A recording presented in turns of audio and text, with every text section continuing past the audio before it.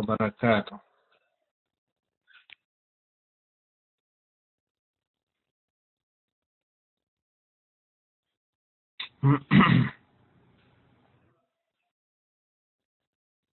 الحمد لله رب العالمين، العاقبة للمتقين، الصلاة والسلام على سيد المرسلين نبينا محمد وعلى آله وصحبه أجمعين، أما بعد। নতুন রুমে সকলকে আহলান সাহলান জানাই। আশা করি সকলে ভালো আছেন। নতুন পুরাতন যে ভাইয়েরা এখানে উপস্থিত হয়েছেন তাদের সকলকে স্বাগতম জানাই। আমরা ইনশাআল্লাহ অন্যান্য দিনের মতো আজকেও তাওহীদের বিশেষ একটি বিষয়, যেটা আমরা গত সপ্তাহে শুরু করেছিলাম, দোয়া ইবাদতটি যদি গায়রুল্লাহর জন্য হয়, আল্লাহ ছাড়া অন্যের জন্য কেউ করে, তাহলে সেই দোয়াকে বা সেই দোয়াকারীকে শিরক বলা হয়, তাতে সন্দেহ নেই। দোয়া যার সমর্থবোধক শব্দ প্রার্থনা হতে পারে, আহ্বান হতে পারে, ডাক হতে পারে, আবেদন হতে পারে, ফরিয়াদ হতে পারে, আশ্রয় কামনা হতে পারে, এ সকল কিছু একমাত্র আল্লাহ রাব্বুল আলামিনের কাছেই বান্দাকে করতে হবে। যদি বান্দা কারো আবেদন ও প্রার্থনা শোনা ও কবুল করার ক্ষমতা রাখে কোনো বিষয়ে, এমন জিনিসের প্রার্থনা, এমন আবেদন ও দোয়া যেটা কোনো সৃষ্টিকে দিতে সক্ষম। কোন ব্যক্তির কাছে পয়সা আছে তাই পয়সার আবেদন করেছে, কোন ব্যক্তির কাছে চাকুরি আছে, চাকুরি দেওয়ার স্কোপ আছে বলে চাকরির আবেদন করেছে, তার কাছে চাকরির জন্য প্রার্থনা জানিয়েছে। তাহলে সেরকম দুনিয়াতে মানুষ এক অপরকে কাছে সেই আহ্বান করবে, প্রার্থনা করবে, সেটা অবৈধ নয়। অবৈধ হলো যে আহ্বান ও প্রার্থনা কোনো মানুষকে দেওয়ার ক্ষমতা রাখে না। সেগুলি আমরা এর কিছু অংশ গত সপ্তাহে আলোচনা শুনেছি। দোয়ার বিষয়টি আমাদের সমাজের সাথে একটি খুবই সম্পৃক্ত বিষয়।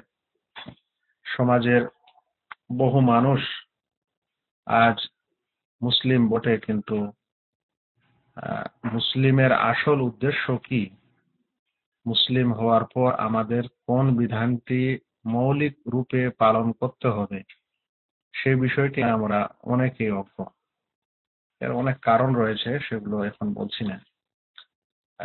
মুসলিম হওয়ার পর আমাদের যে বিধানটি মনে, অন্তরে, কাজে কর্মে সব সময়ের জন্য বাস্তবায়িত হবে, বলবৎ হবে, সেটি হচ্ছে আল্লাহ রাব্বুল আলামিনকে মাবুদ হিসাবে, উপাস্য হিসাবে মেনে নেওয়ার পর তিনি ছাড়া অন্য কারো ইবাদত করা যাবে না। এটা হচ্ছে মুসলিম বা ইসলামের মূল কথা। এটাই হচ্ছে কালেমায়ে তাওহীদ, লা ইলাহা ইল্লাল্লাহ। যখন আমরা বলি যে আল্লাহ ব্যতীত সত্য কোনো উপাস্য নেই, তার মানে এটা নয় যে আমরা শুধু মুখে বলে দেব, বরং আল্লাহ ব্যতীত কাউকে আমরা উপাস্য মনে করব না, মাবুদ মনে করব না, আর করব না তো উপাসনাও করব না। এটা হলো উদ্দেশ্য ইসলামের। তো আল্লাহ ব্যতীত অন্যের ইবাদত করা যাবে না, এটাই হচ্ছে ইসলামের মূল কথা। এই বক্তব্য, এই আলোচনা, এই বিশ্বাস যতক্ষণে আমরা মুসলিম সমাজে, মুসলিমদের মাঝে ক্লিয়ারলি বুঝাতে সক্ষম না হব, ততক্ষণ পর্যন্ত মুসলিম সমাজে শিরক দূরীভূত হবে না। আজকাল একটি প্রশ্ন অনলাইনে করা হয়েছে, অনেকে করছে, উত্তরও আবার দেখলাম আপনাদের ওয়েবসাইটেও, যে দুর্গা পূজায় অংশ নেওয়া যাবে কি যাবে না, পূজায় অংশ নেওয়া যাবে কি যাবে না। আজকালে যুবকেরা যে পূজার উৎসবে যাচ্ছে, পূজার মণ্ডপে যাচ্ছে, কিংবা এরকম আরো বিভিন্ন অনুষ্ঠানে যাচ্ছে, হয়তো সে পূজা দিল না, কিন্তু যাচ্ছে কেন? তার অন্তরে তাওহীদের জ্ঞান নেই। এটা হলো প্রথম কারণ। সে লা ইলাহা ইল্লাল্লাহর মর্মার্থ বুঝে না, সে তাওহীদ ও শিরক বুঝে না, সে শিরকের জঘন্যতা জানে না, এই কারণে যাচ্ছে। ইব্রাহিম আলাইহিস সালাম তার সেই বিরাট সংগ্রামী জীবনে যখন মূর্তি পূজকদের সঙ্গে লড়াই করছিলেন, তখন বারংবার আল্লাহ রাব্বুল আলামিন তার সেই বক্তব্যগুলির মধ্যে একটি কথা উল্লেখ করেছেন কোরআনে, ইন্নী বারীউম মিম্মা তুশরিকুন। এই বারী শব্দটি ব্যবহার করেছে, যে আমি মুক্ত তা থেকে যাতে তোমরা শিরক করো, যাকে তোমরা অংশী করো আমার সে রবের সাথে, আমি তা থেকে মুক্ত, তার সাথে আমার কোনো সম্পর্ক নেই। তো লা ইলাহ কথাটা যখন আমরা বলবো এবং অন্তরে বিশ্বাস করব, তখন ইলাহ একমাত্র আল্লাহ হবেন, উপাসনা একমাত্র আল্লাহর হবে। আল্লাহ ব্যতীত যাবতীয় উপাসনা থেকে আমাদের সম্পর্ক বিচ্ছেদ হবে, সম্পর্ক ছেদ করতে হবে এবং আমাদের সেগুলো থেকে দূরে থাকতে হবে। এই বিশ্বাসটা অন্তরে থাকলে মানুষ আল্লাহ ব্যতীত অন্যের যেখানে ইবাদত হবে সেখানে সে অংশ নিতে পারে না। এখানে যদি সেই সমাজের যুবকদের এটা জ্ঞান দেওয়া হয় যে সবচাইতে জঘন্য ও বড় পাপ হচ্ছে শিরক, সবচেয়ে বড় পাপ হচ্ছে শিরক, আর শিরক হচ্ছে আল্লাহ ব্যতীত অন্যের ইবাদত করা। তাই আল্লাহ ব্যতীত অন্যের ইবাদত যদি কোথাও হয়, সে স্বয়ং করতে পারে না সেই ইবাদত, কারণ সে মুশরিক হয়ে যাবে, সবচেয়ে বড় গুনাহ হবে, এবং সেই শিরকের সে কোনরূপেই তার সাথে জড়িত হতে পারে না। আজ কেউ শিরক করলো না, কিন্তু শিরকের মণ্ডপে গেলে শিরকের সহযোগিতা তো করলো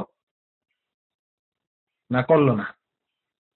যেখানে শিরক হচ্ছে, আল্লাহ ব্যতীত অন্যের ইবাদত হচ্ছে, সেই জায়গায় কেউ যদি শিরক করতে নাও যায়, কিন্তু শিরকের সাহায্যকারী তো হলো, শিরকের সহযোগী তো হলো, যে কোনো রূপেই হোক সে সাহায্য করলো, সেটা দল বড় করে হোক, তাদেরকে উপরে উপরে সমর্থন দিয়ে হোক, বা আর কিছু হোক। তাহলে একজন মানুষ সবচেয়ে বড় গুনার সমর্থক কিভাবে হতে পারে, বা সবচেয়ে বড় গুনার সহযোগী কিভাবে হতে পারে? আর এই সহযোগিতা যে তাকে বড় শিরকে ফেলবে না, এর গ্যারান্টিটা কে দিবে? সেজন্য যে কথাটি বলতে চাচ্ছি আজকের আলোচনার আমাদের আনুষঙ্গিক কথা চলে আসলো, যে আমাদের মুসলিম সমাজে যতক্ষণ পর্যন্ত শিরকের জ্ঞান, তাওহীদের জ্ঞান সুন্দরভাবে না দেওয়া যাবে, ততক্ষণ পর্যন্ত আজকালে এই যে সকল ঝামেলা হচ্ছে, সমস্যা হচ্ছে, এবং ফতোয়া নিতে হচ্ছে মানুষকে যে আমরা যাব কি যাব না, আর যারা যাচ্ছে তারা যুক্তি দিচ্ছে যে আমরা তো আর শিরক করতে গেলাম না, আমরা তো আর পূজা করতে গেলাম না, কিন্তু পূজার যে সাহায্য করতে গেল, এটাকে কে বুঝাবে? আর এই কথা আর শিরক শিরক থেকে মানুষের অন্তরে যদি ভয় না আসে এবং শিরকের ভয়াবহতা, নিন্দনীয়তা, জঘন্যতা যদি তার অন্তরে না প্রকাশ পায়, তাহলে সে এখনো মুওয়াহিদ হয়নি, সত্যিকারে সে তাওহীদবাদী হয়নি। তো আমাদের আলোচনা হচ্ছে যে আল্লাহ ব্যতীত অন্যের কাছে প্রার্থনা করা হচ্ছে শিরক। এই কথাটা আমরা আমাদের সমাজের মানুষকে ততক্ষণে বুঝাতে পারবো না যে আল্লাহ ব্যতীত অন্যের ইবাদত করা শিরক, এটা ঠিক। এইভাবে আল্লাহ ব্যতীত অন্যের কাছে দোয়া করা, প্রার্থনা করা শিরক, আমরা এই কথাটা তাদেরকে ততক্ষণে বুঝাতে পারবো না যতক্ষণে আমরা এটা বুঝাতে না পারি যে দোয়াটি হচ্ছে একটি গুরুত্বপূর্ণ ইবাদত। দোয়া হচ্ছে একটি গুরুত্বপূর্ণ ইবাদত। যদি এই কথাটি আমরা বুঝাতে না পারি, তাহলে আমরা বুঝাতে পারবো না যে আল্লাহ ব্যতীত অন্যকে ডাকা, অন্যের কাছে প্রার্থনা করা শিরক না শিরক নয়। আপনারা শুনছেন? আমার আওয়াজ ক্লিয়ার আছে? আচ্ছা, ঠিক আছে। আমরা গত আলোচনায় এটা পড়েছি যে দোয়া হচ্ছে ইবাদত, এবং এই ইবাদতটি আল্লাহ রাব্বুল আলামিন যখনই কেউ বান্দা হয়, আল্লাহর বান্দা হিসাবে কেউ দুনিয়াতে জন্মগ্রহণ করে, তখন থেকে নিয়ে সব সময় একজন বান্দা তার রবের মুখাপেক্ষী সর্বক্ষণে। সেটা রিজকের বিষয়ে হোক, লালন পালনের ক্ষেত্রে হোক, জান্নাত পাওয়ার ক্ষেত্রে হোক, দুনিয়াতে শান্তিতে থাকার ক্ষেত্রে হোক, ইত্যাদি ক্ষেত্রে সে আল্লাহ রাব্বুল আলামিনের মুখাপেক্ষী। তাই সব সময় বান্দা আল্লাহর মুখাপেক্ষী থাকবে, তাকে ডাকবে। এটাই হচ্ছে বান্দা ও দাসত্বের প্রকৃত কাজ। তাই দোয়াটি একটি এমন বড় ইবাদত যা থেকে মানুষ কখনোই বিচ্ছিন্ন হতে পারে না। মুমিন কখনোই বিচ্ছিন্ন হতে পারে না এই ইবাদত থেকে। আর এই ইবাদতের দলিল স্বরূপ আমরা উল্লেখ করেছিলাম, আল্লাহ রাব্বুল আলামিন বলেছেন, ওয়াকালা রাব্বুকুম উদউনি আস্তাজিব লাকুম। আল্লাহ রাব্বুল আলামিন ডাইরেক্ট সরাসরি বলছেন, তোমাদের প্রভু বলেন, তোমাদের প্রতিপালক বলেন, উদউনি, তোমরা সকলে আমাকে ডাকো, আমার কাছে প্রার্থনা করো, আমি তোমাদের প্রার্থনা গ্রহণ করব, কবুল করব। এটা ছিল আমাদের গত সপ্তাহের আলোচনার সারাংশ। আল্লাহ রাসূল সাল্লাল্লাহু আলাইহি ওয়াসাল্লাম বলেন, দুআ হুয়া ইবাদাহ, দোয়াই হচ্ছে ইবাদত।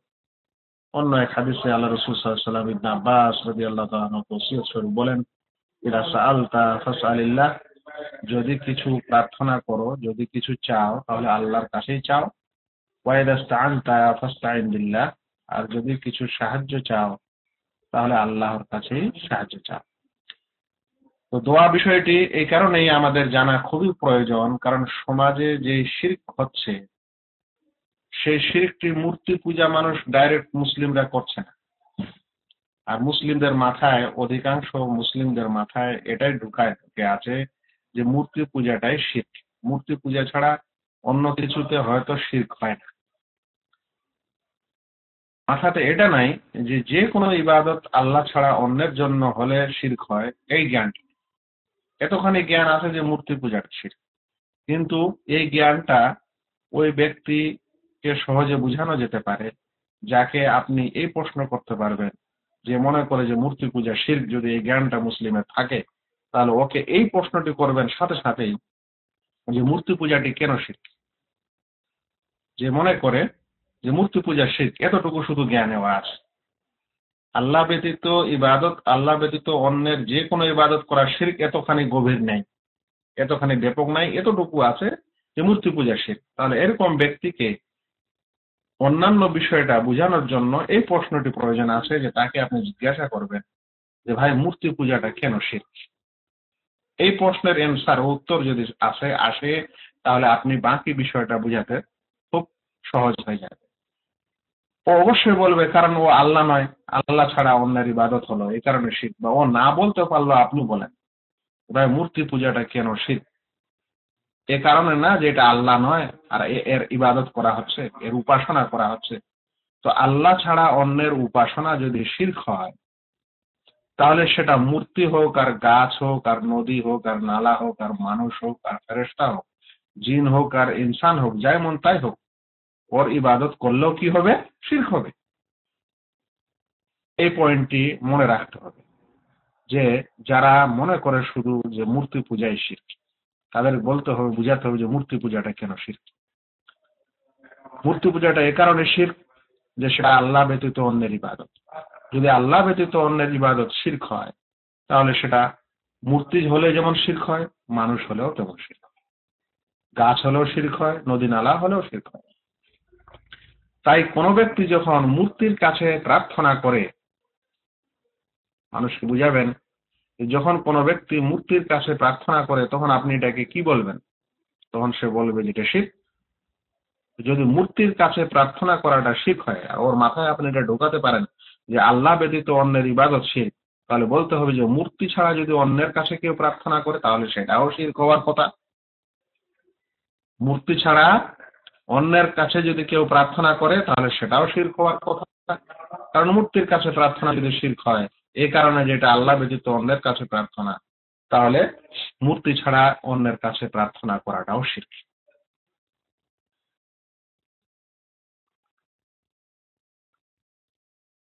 জি, আমির হামজা সাহেব, আপনি পরে প্রশ্ন করতে পারেন, তবে আপনার প্রশ্নটার একটু টিকা দিয়ে দিই যে টুপি মাথায় পরা, শরীরে পর্দা করা, মহিলারা পর্দা করবে, পুরুষেরা টুপি দিবে, এটা ইসলামের জাহেরি একটা কাজ।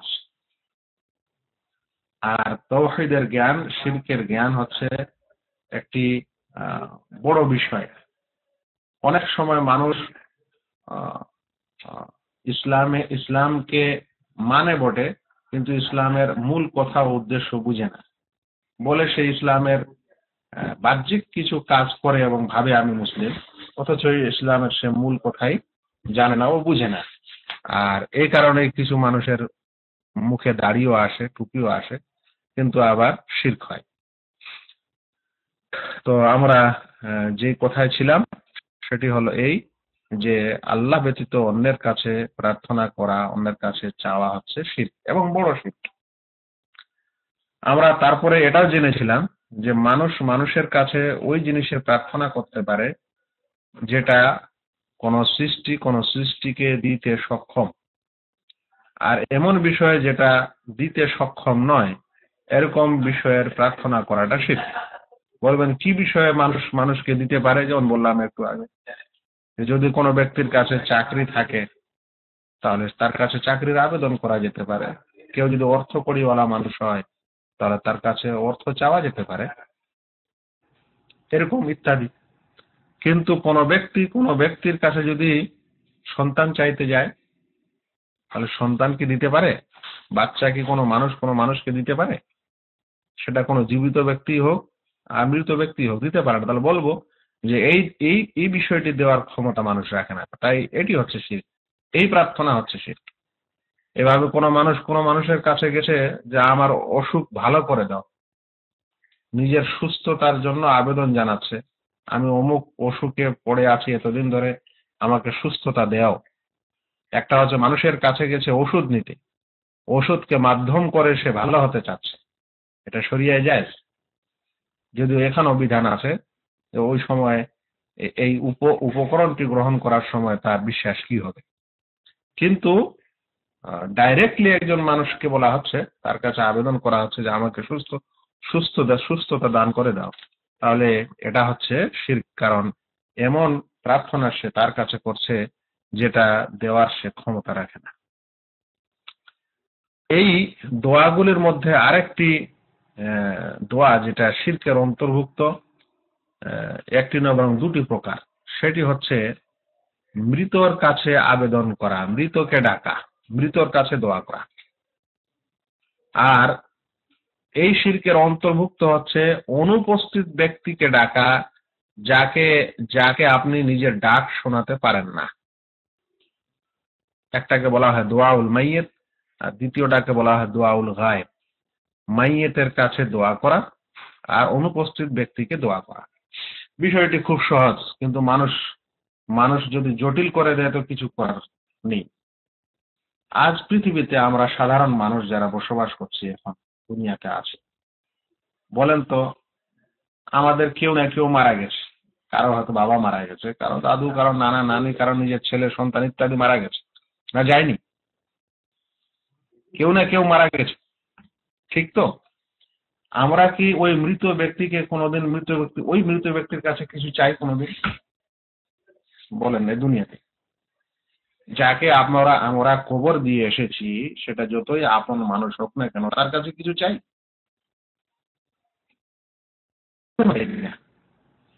এমনকি কবর দেওয়ার পূর্বে যখন তাকে বাড়িতে গোসল দেওয়ানো হয়, কফন পরানো হয় বা ঢেকে রাখা হয়, তখনও কি সেই মৃত ব্যক্তির কাছে কেউ কিছু চায়?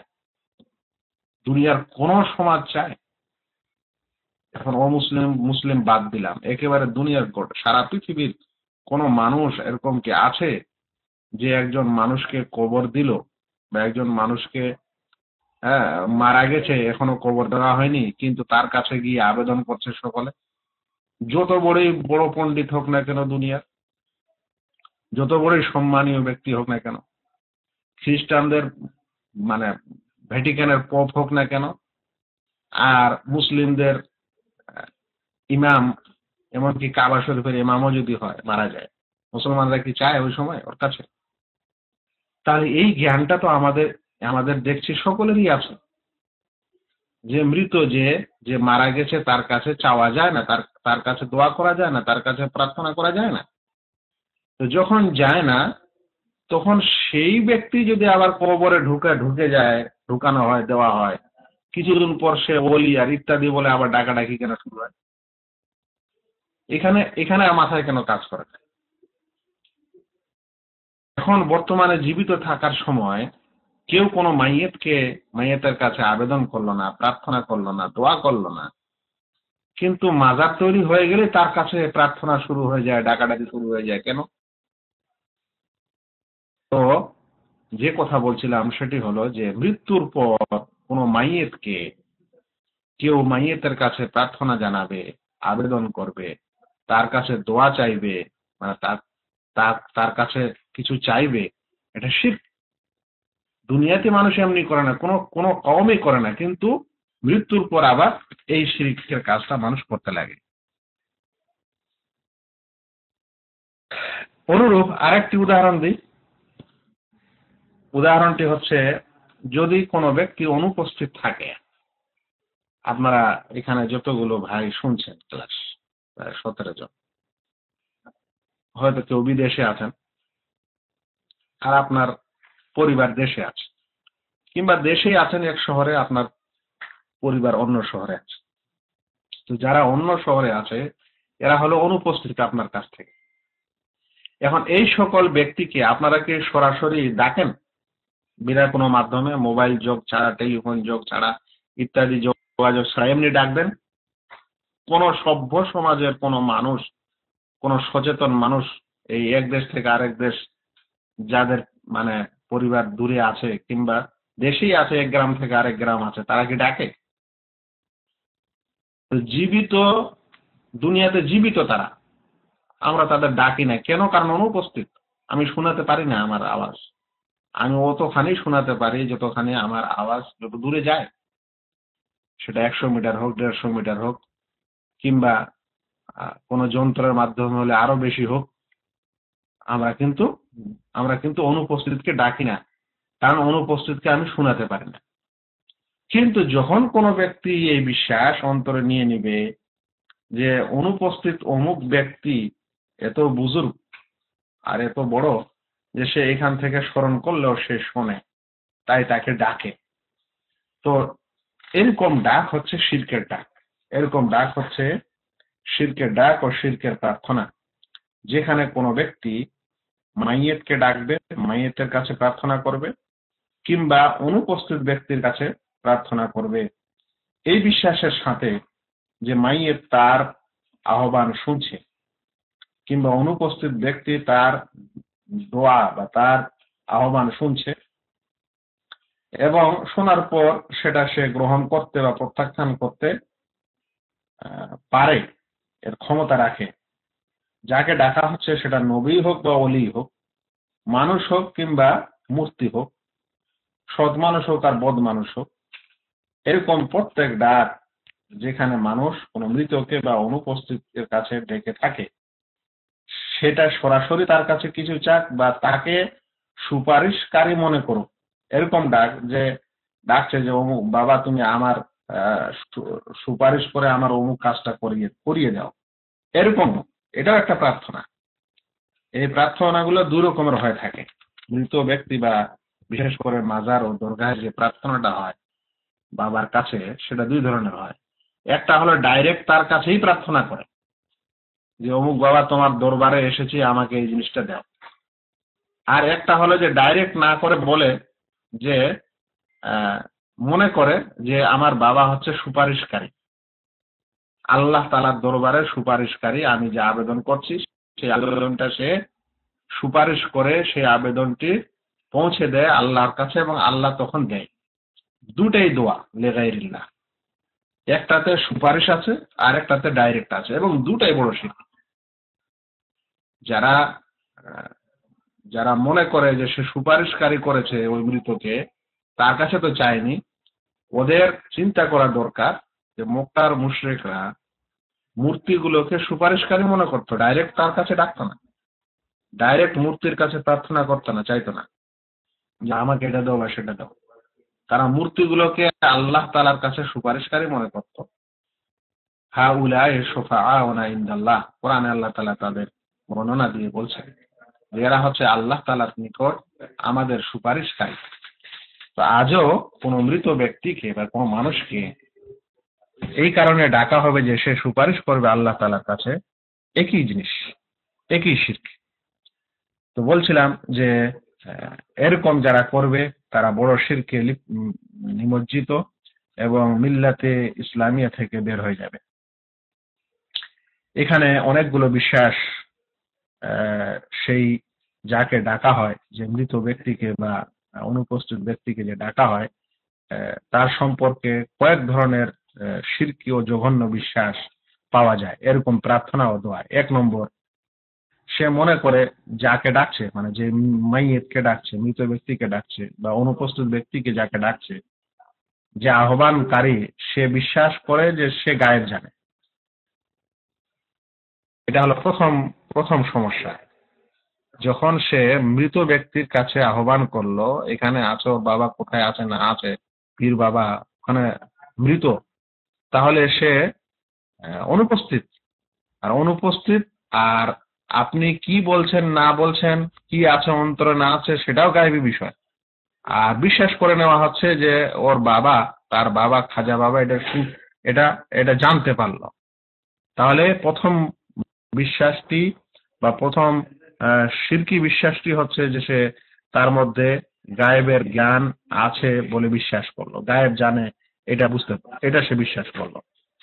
দ্বিতীয় সমস্যাটি এই সকল প্রার্থনায় এই যে সে বিশ্বাস করে যে আমরা যেখানে থাকি না কেন আমাদের কথা শোনার, আমাদের শব্দ শোনার তারা ক্ষমতা রাখে। সেই পীর বাবা বা মৃত ব্যক্তি আমাদের শব্দ শোনার, আমাদের কথা শোনার, আমরা যেখানে থাকি না কেন সে ক্ষমতা রাখে। অথচ আল্লাহ রাব্বুল আলামিনই সেই সত্তা ও জাত, যিনি সর্বশ্রোতা ও সর্বদ্রষ্টা। মানুষ সর্বশ্রোতা ও সর্বদ্রষ্টা নয়। আল্লাহ রাব্বুল আলামিন সর্বশ্রোতা।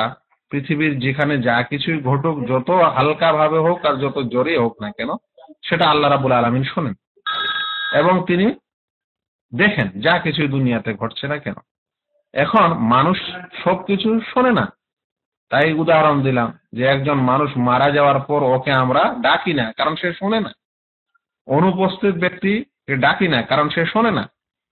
আর যারা তা সেই মধ্যে যাকে ডাকে তার মধ্যে শ্রবণ শক্তি রয়েছে, তার গুণে সে তো এই বিশ্বাসটিও সেখানে পাওয়া যাচ্ছে। 1 নম্বর শিরকি বিশ্বাস গায়েব জানে, এটা বোঝা যাচ্ছে যে আহ্বানকারী তার অন্তরে এটা থাকছে যে সে গায়েব জানে। দ্বিতীয় সমস্যা এই যে সে মনে করছে যে সে সর্বশ্রোতার মতো গুণে গুণান্বিত।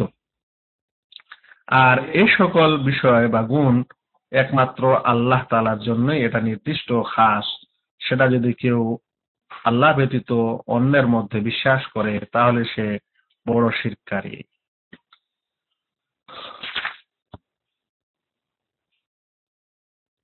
এই দোয়াগুলির মধ্যে অন্যতম একটি শিরকি দোয়া হচ্ছে এই যে আহ্বানকারী, প্রার্থনাকারী, দোয়াকারী সে বিশ্বাস করে যে আমার দোয়া ডাইরেক্ট আল্লাহ শোনেন না, তাই দোয়াতে অবশ্যই আমাকে একজনকে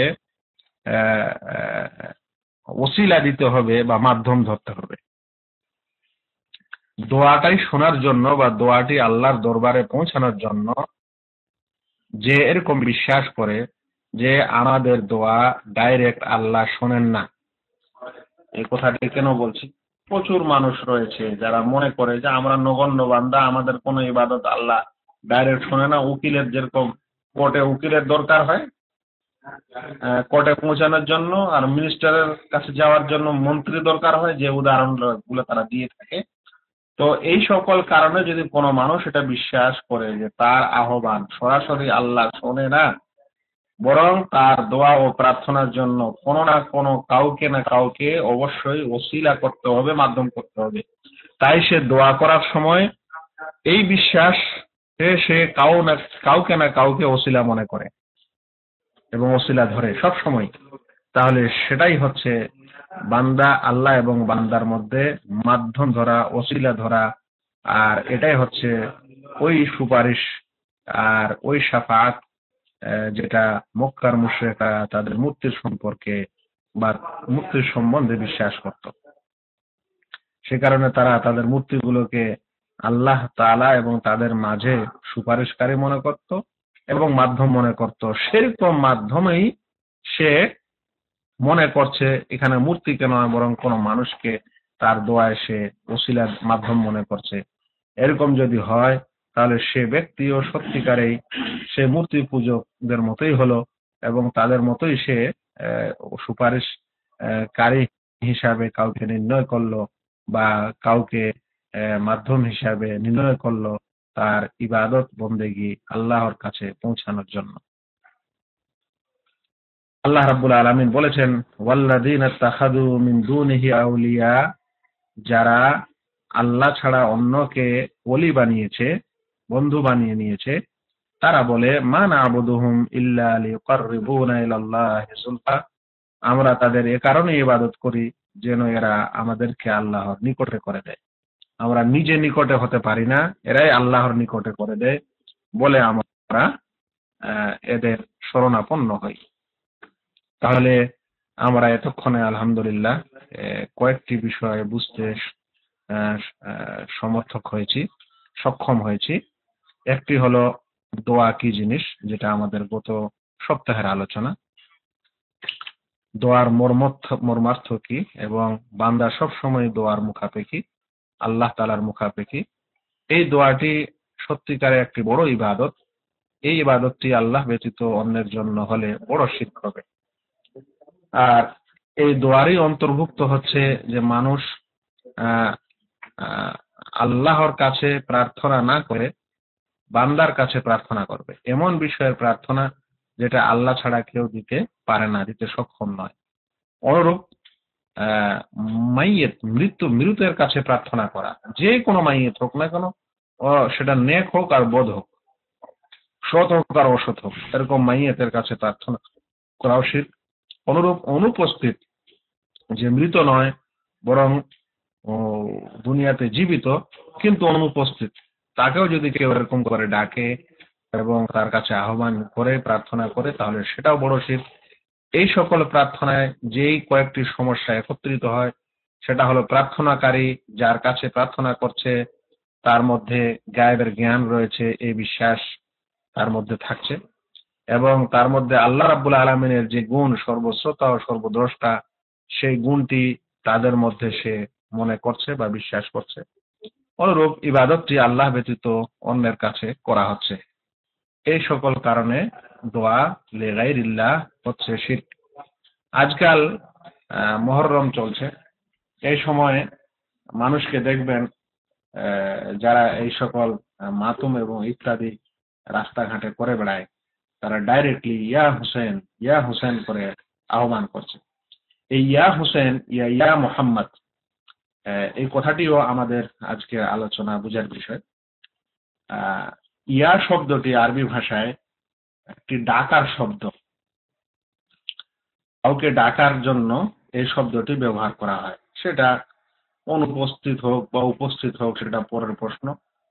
এই জন্য ইয়াকে ইয়া এ নিদা বলা হয়, ডাকার শব্দ। আপনারা বলতে পারেন যে বাংলায় যখন আমরা নিজের ভাষায় কাউকে ডাকি, তখন মনে করেন যে কাউকে নাম ধরে যখন ডাকি, তো অনেকে অনেক ধরনের একটি শব্দ তার নামের পূর্বে যোগ করে। যেমন কেউ মনে করেন বলে যে ও ভাই, ও, তাহলে ও শব্দটি বা ওগো বা হে বা অমুক, এই যে ও হে, এই যে শব্দটি, এটাকে বলা হচ্ছে নেদা। এটা হচ্ছে ডাকের শব্দ, আহ্বানের শব্দ। তো যখন কোনো ব্যক্তি ইয়া আলী বলে ডাক দিল, তাহলে সে আলীর কাছে প্রার্থনা করলো, আলীর কাছে আহ্বান করলো, আলীর কাছে দোয়া করলো। কেউ ইয়া হুসেন বললো তো হুসেনকে ডাক দিল, কেউ ইয়া মোহাম্মদ বললো বলে মোহাম্মদ সাল্লাল্লাহু আলাইহি সাল্লামকে ডাক দিল। এখন কেন ডাক দিল? প্রথম তো হলো যে সে ডাক দিল, মানে সে দোয়া করলো, সে প্রার্থনা করলো। কি প্রার্থনা করলো? অনেক সময় কেউ ইয়া আলী বলে যে প্রার্থনাটা করতে চাচ্ছে সেটা বলে দিল, যে বলো ইয়া আলী মাদাদ, বলে ইয়া গাউস মাদাদ, আমাদের মদদ করো, গাউসে পাক তুমি মদদ করো, আলী আমাদের মদদ করো। তো মদদ, সাহায্য কথাটা সে মুখ দিয়ে বলল, আর অনেক সময় গিয়ে কি প্রার্থনাটা করতে করলো সেটা মুখ দিয়ে বললো না, কিন্তু তার হাব ভাবে, তার শারীরিক ল্যাঙ্গুয়েজে প্রমাণিত হলো যে সে কি চাচ্ছে। ধরে নেন একজন মানুষ অসহায়, হ্যাঁ, রাস্তায় অ্যাক্সিডেন্ট হয়েছে বা ক্ষুধা বা ক্ষুধার্থ বা অনেক সমস্যায় জর্জরিত হওয়ার পর সে বলছে ইয়া আল্লাহ। তো এখান থেকে কি বোঝা যায়? সে এখন ইয়া আল্লাহ বলার পর চুপ আছে, কিছু আর সামনে বলছে না। তার মানে কি? তার মানে সে আল্লাহ, আমি এরকম সংকটে আছি, সমস্যায় আছি, তাই আমাকে সাহায্য করুন, তাই না? এটা বুঝতে বুঝতে ভুল হয় আমাদের। আমি এক দুজনকে এনসার দিতে দেখছি, কেন রে ভাই? আপনারা কি সকলে আছেন না নাকি? হ্যাঁ,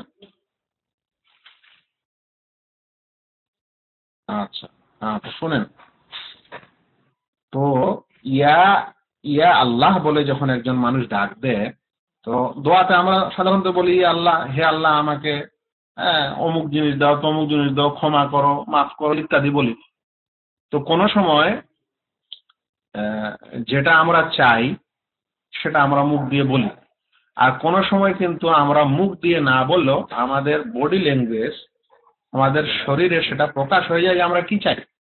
সেজন্য জরুরি নয় যে সেই কথাটা আপনাকে বলতেই হবে। যেমন একটু আগে বললাম, আপনি সমস্যায় জর্জরিত, ঘিরে আছেন চারিদিকে, অসুখে পড়ে আছেন, আর ওই সময় আপনি ইয়া আল্লাহ বলছেন, তার মানে কি?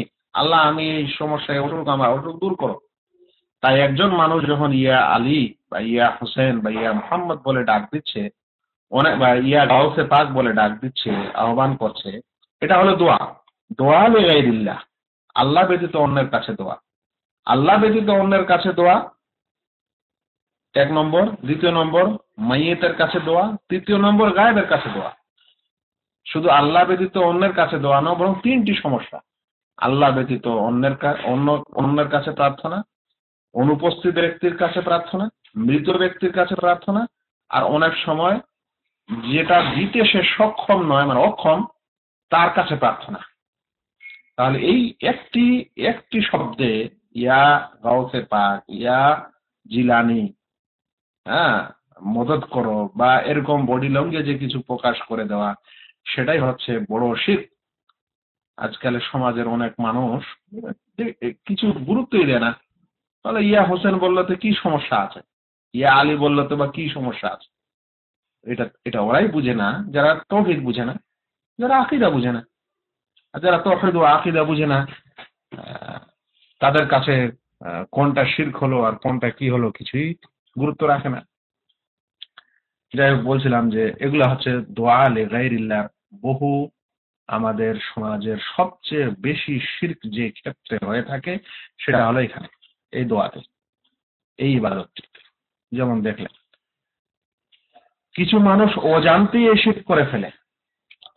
আমার কাছে কোনো এক ছাত্র ছিল এক সময়,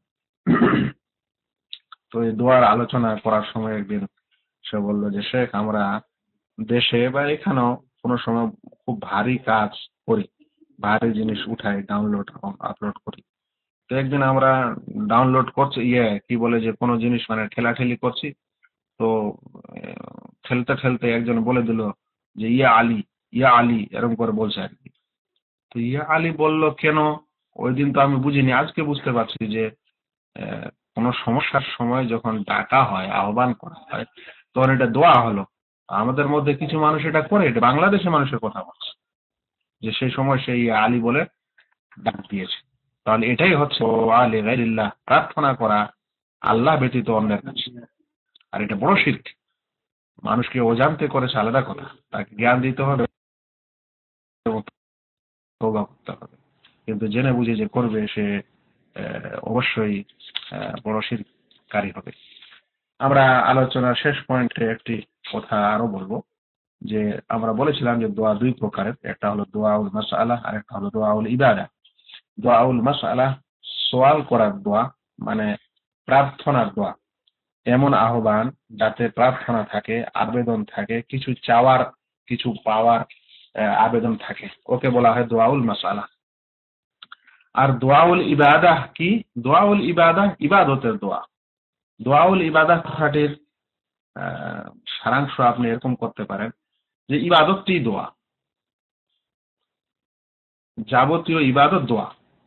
সেটা আপনার আন্তরিক ইবাদত হোক, মৌখিক ইবাদত হোক, কিংবা কর্মের ইবাদত হোক।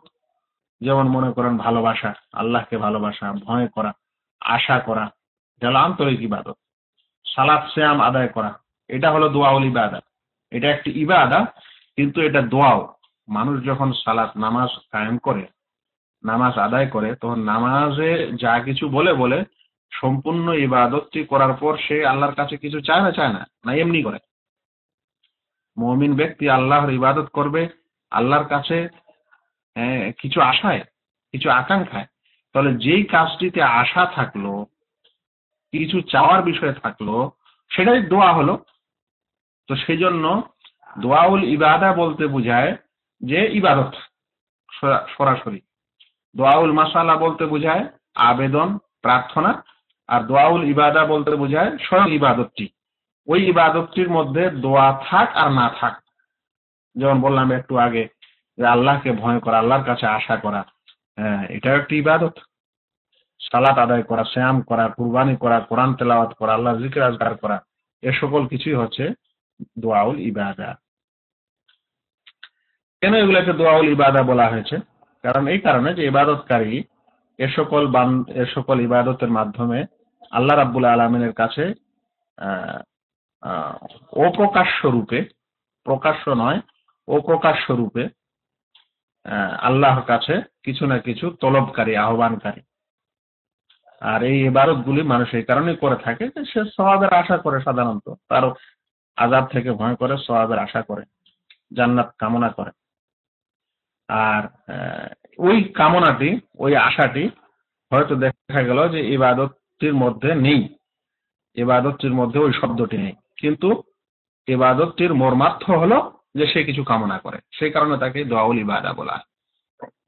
যেমন ধরেন আপনি যাকাত দিলেন, যাকাত যখন আপনি বের করবেন আপনার অর্থ সম্পদ থেকে, তখন আপনাকে কিছু দোয়া নেই, কিছু আল্লাহকে বলার মতো নেই যে আল্লাহ আমি এত এই দোয়া, এই যাকাত বের করছি, অমুক করছি, তমুক করছি, তুমি কবুল করো। কিছু বলার নেই। যাকাত বের করে দিলেন এই উদ্দেশ্যে যে যাকাত আমার উপর ফরজ, তাই বের করলাম। তো এটি এটি এটি একটি ইবাদত করা হলো।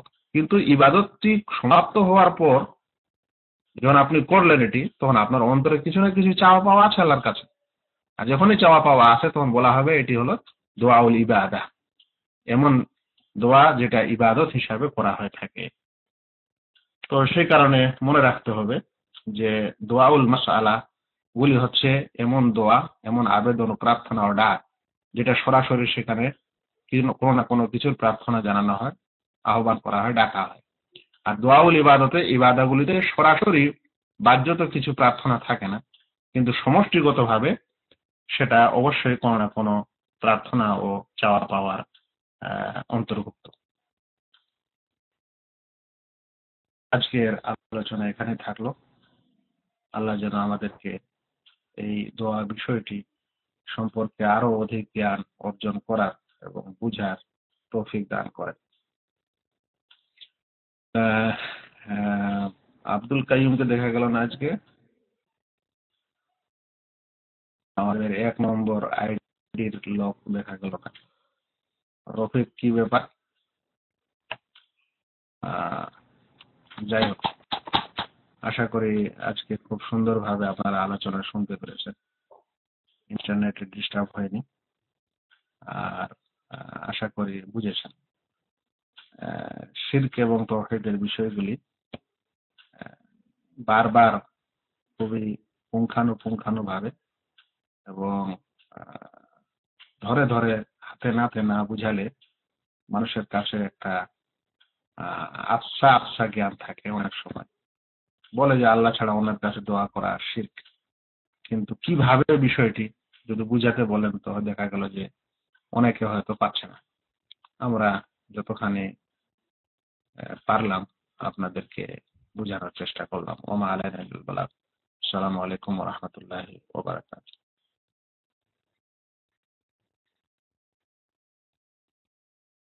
আসসালামু আলাইকুম ওয়া রাহমাতুল্লাহি ওয়া বারাকাতুহু।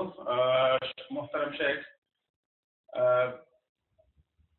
গত সপ্তাহে শেখ আব্দুল কাইয়ুম ভাইয়ের নাম নিলেন, যে আজকে অমুকের নাম নিলাম কিন্তু আব্দুল কাইয়ুমের নাম নিলাম না। আজকে তাকে জিজ্ঞাসা একটু হিংসা তো লাগে শেখ, আমরা তো পুরাতন ছাত্র। যাও, মজা করো, মজা করো। অন্যান্য ছাত্রদেরকে বলছি আমার প্রশ্নটি করার আগে, সেটা হলো যে শেখ মাঝে মাঝে বলে থাকেন মানুষের সামনে যখন কথা বলবেন তখন তাদেরকে এই কথাটা বলবেন। আর এর মানে এই বুঝে নিবেন না যে আমাদেরকে তর্ক করতে বলছে, কারণ আমরা কয়েকজন ছাত্র এখানে আছি যারা অনেক পুরাতন। অর্থাৎ এই ক্লাসগুলো আমরা একবার করছি, রিপিট আমাদেরকে করানোর অর্থই হচ্ছে আমরা যথাসম্ভব মানে দিন প্রচারে কিছুটা হলে ভূমিকা রাখতে চাই। আর সেই জন্যই এই ক্লাসটিকে দ্বিতীয়বার আবার শুরু করা হয়েছে। আর তাই শেখ মাঝে মধ্যে বলে থাকেন যখন কারোর সাথে কথা বলবেন এই পয়েন্টে কথা বলবেন, মানে কিছুটা হলেও কাউকে না কাউকে শেখ একজন দায়ী হিসেবে দেখতে চাচ্ছেন তার ছাত্রদের মধ্যে কয়েছে, এটা আর কি মূল উদ্দেশ্য। তো যা হোক শেখ, আমার প্রশ্নটি হচ্ছে শিরক সম্পর্কিতই। সেটি হচ্ছে যে আল্লাহ ব্যতীত অন্য কারো সন্তুষ্টির মাধ্যমে জান্নাত আশা করাও শিরক। মানে আপনার বক্তব্যের সারাংশ যদি বুঝি, আমার সকল কাজ সকল ইবাদত যদি আখিরাতে জান্নাতের আশায় করি, সেটা শুধু আল্লাহকে সন্তুষ্টি করতে হবে। এখন প্রশ্নটি হচ্ছে বাবা মাকে সন্তুষ্টির মাধ্যমে জান্নাত পাওয়া যায়, এটি শিরক না কেন? আসসালামু আলাইকুম।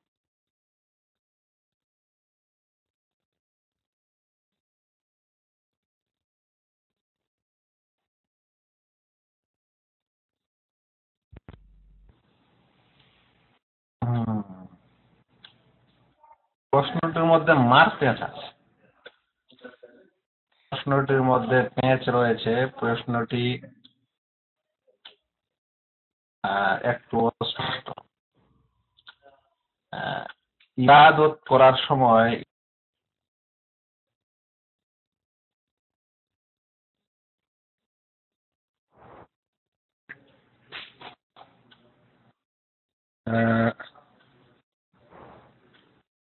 আল্লাহ তাআলার সন্তুষ্টি আর পিতা মাতার সন্তুষ্টি, দুটি জিনিস বুঝতে হবে। একটি হলো ইবাদতটি করা, যে কোনো ইবাদত করা। আমি কি মাইক নিলাম না এমনি কথা বলছি? নিয়েছি।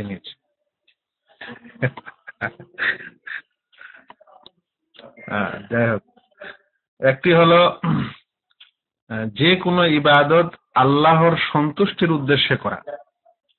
ইবাদতটির উদ্দেশ্য হচ্ছে যে কোনো ইবাদতটির উদ্দেশ্য হচ্ছে আল্লাহর সন্তুষ্টি, তাহলে ওটাকে বলা হচ্ছে ইখলাস, আর ওটা জরুরি ইবাদতের ক্ষেত্রে। আল্লাহর সন্তুষ্টি, ইবাদতটি করার সময় আল্লাহর সন্তুষ্টি যদি উদ্দেশ্য না থাকে, কোনো পার্থিব সন্তুষ্টি বা ইত্যাদির কারণ হয়ে থাকে, তাহলে সেটা অনেক সময় রিয়া হয়ে যাবে, অনেক সময় বাতিল হয়ে যাবে। তাহলে প্রথম উদ্দেশ্যটি হবে ইবাদত করার সময় আল্লাহর সন্তুষ্টি। কিন্তু পিতা মাতার সন্তুষ্টিটা কি? আমরা যদি কোনো ইবাদত পিতা মাতার সন্তুষ্টির উদ্দেশ্যে করে থাকি, কোনো ইবাদত, তাহলে ওটা শিরক। কিন্তু আমরা এখানে পিতা মাতার সন্তুষ্টির মাধ্যমে সওয়াব চাচ্ছি, আল্লাহ পিতা মাতা সন্তুষ্ট হোক, আর এই আমলটা করলাম, এর বিনিময় চাচ্ছি আল্লাহর কাছে। তাহলে আমরা কিন্তু ইবাদতটি পিতা মাতার সন্তুষ্টির উদ্দেশ্যে করিনি, বরং পিতা মাতাকে সন্তুষ্ট করেছি আল্লাহকে খুশি করার জন্য। পিতা মাতাকে সন্তুষ্ট করেছি আল্লাহকে সন্তুষ্টি করার জন্য, সির্ফ পিতা মাতার সন্তুষ্টির জন্য ইবাদত করিনি। এই পেশটা বুঝতে হবে। ইবাদত করার সময় আল্লাহর সন্তুষ্টি কামনা করা, আর পিতা মাতার ক্ষেত্রে পিতা মাতাকে সন্তুষ্ট করা এই উদ্দেশ্যে যে আল্লাহ সন্তুষ্ট হবে। কারণ হচ্ছে এই যে আল্লাহ রাব্বুল আলামিন পিতা মাতাকে সন্তুষ্ট করতে বলছেন, এবং তার ইবাদতের সাথে ওয়াকাযা রাব্বুকা আল্লা তা'বুদু ইল্লা ইয়্যাহ ওয়া বিল ওয়ালিদাইনি ইহসানা, তোমাদের প্রভু ফয়সালা করেছেন যে তোমরা আল্লাহ ব্যতীত অন্যের ইবাদত করো না এবং পিতা মাতার প্রতি ইহসান করো। তাহলে পিতা মাতার প্রতি ইহসান আমরা করি কিসের কারণে? পিতা মাতাকে আমরা সন্তুষ্ট করতে চাই কি কারণে? যদি কেউ পার্থিব উদ্দেশ্যে পিতা মাতাকে সন্তুষ্ট করে, তাহলে তো সে সওয়াব পাবে না। ধরেন একজন কোন ব্যক্তি তার বাবার সেবা করছে এই উদ্দেশ্যে যে জমিগুলো রেজিস্টার করে নিবে, জমির ভাগ বেশি নিবে, বা দুনিয়াতে মানুষ বলুক যে হ্যাঁ অমুক লোক মানে পিতা মাতার খেদমত গুজার, তাহলে কোনো নেকি নেই। তাহলে পিতা মাতার সন্তুষ্টি কেন আমরা চাইবো? আল্লাহর সন্তুষ্টির উদ্দেশ্যে। তাহলে পিতা মাতাকে সন্তুষ্ট করা তখন ইবাদত যখন ওই সন্তুষ্টি করাটা আল্লাহকে সন্তুষ্টি করার জন্য হবে। আর যদি স্বয়ং পিতা মাতাকে সন্তুষ্ট করার উদ্দেশ্য হয়, দুনিয়াবী উদ্দেশ্যে আল্লাহর কাছে এই সন্তুষ্টির মানে বদলা পাওয়া না চাওয়া হয়, সওয়াব না চাওয়া হয় আল্লাহ তাআলার কাছে, তাহলে তখন সেটি ইবাদতে হয় না। তাহলে এটি একটি বিষয়। দ্বিতীয় কথা হলো যে মানুষ ওই সকল ব্যক্তিকে সন্তুষ্ট করবে বা ওই সকল বিষয়ে অন্যকে সন্তুষ্ট করবে যেখানে এই প্রমাণ থাকবে যে ওর সন্তুষ্টিতে আল্লাহর সন্তুষ্টি, তাহলে তখন তাকে সন্তুষ্ট করবে। আর যদি এটা না থাকে, তাহলে সেখানে মাখলুককে সন্তুষ্ট করার জন্য কিছুই করবে না। তাই আপনি কোনো মানুষের উপরে এহসান করবেন, জীব জন্তুর উপরে এহসান করবেন, এই কারণে যে এদের উপরে এহসান করাটাই হচ্ছে আল্লাহ তাআলার সওয়াব পাওয়ার একটি মাধ্যম। তাই আপনি কোনো মানুষকে পেট ভরে খাইয়ে সন্তুষ্ট করছেন এই উদ্দেশ্যে যে ও সন্তুষ্ট হলো, আর এর বিনিময়টা আল্লাহ আমাকে দিবেন। কিন্তু যদি ওকে সন্তুষ্ট করার পর ওরই কাছে চাওয়া হয়, তাহলে এমন জিনিস যদি চায় যেটা দুনিয়ার সাথে সম্পর্ক, তাহলে অনেক সময় মুবাহ হতে পারে। আর এমন জিনিস যদি চায় যেটা সে দিতে সক্ষম নয়, তাহলে তখন সেটা শিরক হতে পারে। জি, মাইক ছাড়েন।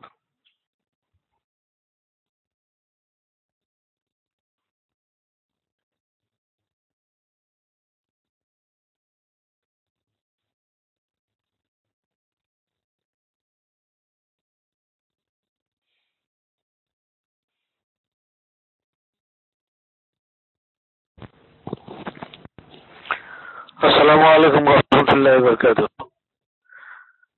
আপনারা কি আমাকে শুনতে পাচ্ছেন? জি, শুনতে পাচ্ছেন। তো আমি সেটার কাছে একটি প্রশ্ন করবো, সেটা হচ্ছে খুব বহুল প্রচলিত যে জিনিসটা আমাদের সমাজে আছে, সেটি হচ্ছে যে মৃত ব্যক্তির ছবি ঘরে টাঙ্গায় রাখা, বিশেষ করে সিটিং রুমে অনেকেই এই ছবিগুলি টাঙ্গায় রাখে এবং অনেকে ফ্যাশন করে গ্রেট ম্যানদের ছবির সঙ্গে হ্যান্ডশেক করার যে ফটো ছবি সেটাও টাঙ্গায় রাখে। সেটা জাকির নায়কের সঙ্গে হতে পারে, এই ধরনের ধর্মীয় কোনো গ্রেট ম্যানের সঙ্গে হতে পারে, কিংবা দেশের প্রেসিডেন্ট কিংবা বড় কর্মকর্তা তাদের সঙ্গে ছবি কিংবা গ্রুপ ফটো। এগুলো সাধারণত ড্রয়িং রুমে, সিটিং রুমে টাঙানো হয় এবং এগুলির যখন নামাজ পড়ার সময় হয় সেই সময় এই ছবিগুলি মানে যেগুলো খুব দেওয়ালে সেটে দেওয়া, সেগুলি ছবিগুলি সরানো খুবই কঠিন ব্যাপার। তো এই সমস্যাটা আমরা কিভাবে সমাধান করতে পারি? আত্মীয় স্বজন কিংবা বন্ধু বান্ধব যাদের বাসায় এই ধরনের ছবি আছে, কিভাবে আমরা তাদেরকে জ্ঞান দিতে পারি যে এই সমস্ত ছবি আমাদের টাঙানো যাবে না? এই বিষয়টি আমাদেরকে একটু বুঝে বলেন। আসসালামু আলাইকুম রহমতুল্লাহ বরকাতুহু।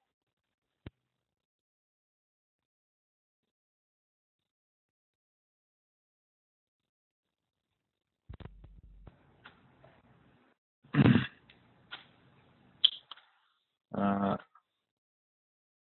ভালো প্রশ্ন, ব্যাপক প্রশ্ন। প্রথমত ছবির সম্পর্কে ইসলামের বিধান কি সেটা আমাদের জানতে হবে, আমাদের সমাজকে জানতে হবে, জানাতে হবে। তারপরে তখন আপনি সেটার দাওয়াত তাবলীগ করতে পারেন এবং মানুষকে বোঝাতে পারেন। তার পূর্বের কথা হলো যে যারা এ সকল ছবি এরকম করে টেঙ্গে বা রাখেন, তারা যদি ইসলাম প্রিয় ব্যক্তি হন, মানে তারা যদি সত্যিকারে ইসলামকে ভালোবাসেন, এরকম মানুষ হয়, তাহলে তাদেরকে ওয়াজ নসিহত করা ভালো। আর যদি তারা একেবারেই ইসলাম বিমুখ মানুষ হয়, তাহলে তাদেরকে প্রথমে এর চাইতে অন্য জ্ঞান দেওয়া দরকার। কারণ ডাইরেক্ট ইসলাম বিমুখ মানুষকে এই কথাটা বললে অতখানি উপকার হবে না যতক্ষণে তাকে মৌলিক কিছু বিষয়ে জ্ঞান না দেওয়া হবে। যদি কোনো মানুষের অন্তরে জাহান্নামেরই ভয় না থাকে, তাহলে তাকে মন্দ কাজ এই বলে ছাড়ানো যাবে না যে এই কাজ করলে এই পাপ আর এই শাস্তি আর সেই শাস্তি। কারণ তার অন্তরে যদি জাহান্নামেরই ভয় না থাকে, তাহলে আপনি যে কোনো মানে সুদ খেলে তোমার এই পাপ ছাড়বে না, তাহলে জাহান্নামকে ভয় করে নাও। তো যারা এই সকল কাজে করে থাকে, তারা যদি সত্যিকারে ইসলামের ফেথ না থাকে, তাহলে তাকে সরাসরি ছবির বিধান দিয়ে হবে না। তাকে আগে মৌলিক তার অন্তরে ইসলামের ভালোবাসা এবং আযাব ও সওয়াবের বিশ্বাস অন্তরে আসতে হবে। যাই হোক, আমাদের প্রথমে জানতে হবে যে এরকম ছবি রাখার বিধান কি। প্রথমত, বিনা কারণে ছবি তুলাই ইসলামে নিষেধ, হারাম। তাই এই সকল ছবি যেগুলো মানুষ টেঙ্গে রাখে স্মরণার্থে, স্মরণ করার জন্য, সেগুলো অপ্রয়োজনীয় ছবি। ইসলামের দৃষ্টিতে এটা প্রয়োজনীয়তা না যে কেউ কারো বাবা মা বা কেউ মারা গেছে তাই তার একটা ছবি টেঙ্গে রাখবে এবং এটা প্রয়োজনের খাতিরে রেখেছে, এটা প্রয়োজনের খাতিরে নয়, এটা অপ্রয়োজনীয়তা। তাই এরকম করাটাই প্রথমে হলো হারাম বা নিষেধ। দ্বিতীয় কথা হলো, যারা এরকম করে থাকে তাদের উদ্দেশ্যটা কি? তারা যদি শুধু এই কারণে রাখে যে এর মাধ্যমে আমি আমার পিতা মাতাকে দেখতে পাচ্ছি, স্মরণ করছি, বা এই উপরে যে সিনারিটা আছে এই কারণে যে জাস্ট আমি মানে স্মরণের জন্য, তাহলে এতটুকু হলেও ইসলামে নিষেধ, কিন্তু এটা শিরক নয়। যতক্ষণে সেই ছবিটার সম্মান শুরু না হয় এবং তার কাছে চাওয়া পাওয়া শুরু না হয়। বলবেন যে ছবির কাছে কেমন করে মানুষ চাওয়া পাওয়া করে? হিন্দুদের দেখেন আজকাল যারা মূর্তি কাছে নাই, তারা ওই ওদের কালী দুর্গা ইত্যাদির ছবি কাঁচের গ্লাসে বাধাই করে ওখানে মালা টালা দিয়ে পূজা শুরু করেছে। তো ছবির কাছেও চাওয়া পাওয়া হয়, তারও পূজা হয়। তো যতক্ষণে সেই ছবিটির কাছে চাওয়া পাওয়া এবং সম্মান এত বেশি শুরু না হয় যে সম্মান আল্লাহকে দেওয়া হয়, যদি ওরকম হতে লাগে তখন সেটা শিরকের আওতায় পড়বে। তার আগে এরকম করাটা ইসলামে কম করে হলে মাকরুহ, আর অধিকাংশ আকীদার ওলামার কাছে গেলে তারা সেটাকে হারাম মনে করে। যদি এমনিও কেউ রাখে তাও সেটা কম করে হলে অপছন্দনীয়, আর নচেত সেটা সত্যিকারে নিষেধ। তো তাকে আপনি তখনই এই জ্ঞান দিবেন যখন তার মধ্যে ইসলামের কিছু মৌলিক চিন্তাধারা থাকবে। এরকম মানুষকে প্রথমে এটা জানা উচিত যে ছবি তোলাটা ইসলামে অনেক বড় গুনাহ, আর ছবিকে সম্মান করা এটা একটা আর এক ধরনের গুনাহ। আর সেগুলোর মাধ্যমে যদি আরো বড় কিছু শুরু হওয়ার সম্ভাবনা থাকে তাহলে আরো বড় গুনাহ। যেমন প্রথমে দুনিয়াতে পৃথিবীতে শিরকি শুরু হয়েছিল এই ছবিকে নিয়ে। মূর্তি তৈরি করে যখন তারা বাড়িতে রেখেছিল তখন কিসের জন্য রেখেছিল? যে এদের দেখবো, দেখে স্মরণ করব। এদের ইবাদত তখনও হয়নি। ফালাম ইউবাদ হাদিসের শব্দ এসেছে যে তখনও তাদের ইবাদত শুরু হয়নি। যতক্ষণ পর্যন্ত সেই ছবির ইবাদত শুরু না হয় ততক্ষণ পর্যন্ত তো সেটা মানে শিরক না। তো আমাদেরকে প্রথমে ছবির বিধিবিধানগুলি ভালো করে জানা দরকার, তারপরে তখন সেটার দাওয়াত তাবলীগ করা দরকার। সে সকল মানুষের ঘরে যদি তারা রেখেও দেয় এবং ইসলামের মৌলিক বিধান এখনো সে মানতে শুরু করেনি, তো আপনি প্রথমে আগে ইসলামের মৌলিক বিষয়গুলি জ্ঞান দেন, দেওয়ার পর তারপরে ধীরে ধীরে সেটা তাবলীগ করেন। বাকি থাকলো এরকম স্থানে নামাজ পড়লে নামাজ হয়ে যাবে, নামাজ আপনার নষ্ট হবে না, বা এরকম স্থানে নামাজ পড়লে নামাজ হবে না এরকম কোনো কথা না। যারা ছবি টেঙে রেখেছে তাদের জন্য গুনাহ হচ্ছে এবং রহমতের ফেরেশতা সেখানে আসছে না। তবে নামাজ সহিহ হওয়ার জন্য ছবি আশেপাশে থাকলে নামাজ বাতিল হয়ে যায় এরকম কোনো দলিল নেই। নামাজের শর্তগুলোর মধ্যে সেটা পড়ে না। আশেপাশে ছবি রাখা যাবে না নামাজের সময়, এটা হলো আসল মূল কথা। কিন্তু যে কেউ যদি কোনো জায়গায় ছবি সরাতে সক্ষম না হয় তাহলে সে সেখানে নামাজ আদায় করবে, তার নামাজ আদায় হয়ে যাবে। সেজন্য কোনো মুসলিম ব্যক্তি যদি মন্দিরেও নামাজ আদায় করে নামাজ হবে, তখন হবে যখন ওর আশেপাশে আর কোনো ব্যবস্থা ছিল না বা সেটাকে সে সরানোর ক্ষমতা রাখে না। এমন জায়গায় চাকরি করছে যে সেখানে কিছু আছে এরকম ছবি, সে সেই ছবির মালিক না, সে সরাতে পারে না, তাহলে সে সেই জায়গায় নামাজ আদায় করবে। এবং নামাজের শর্তগুলোর মধ্যে এটা পড়ে না যে ছবি মুক্ত স্থান হতে হবে, হওয়াটা উত্তম, না হলে তার নামাজ হবে ইনশাআল্লাহ।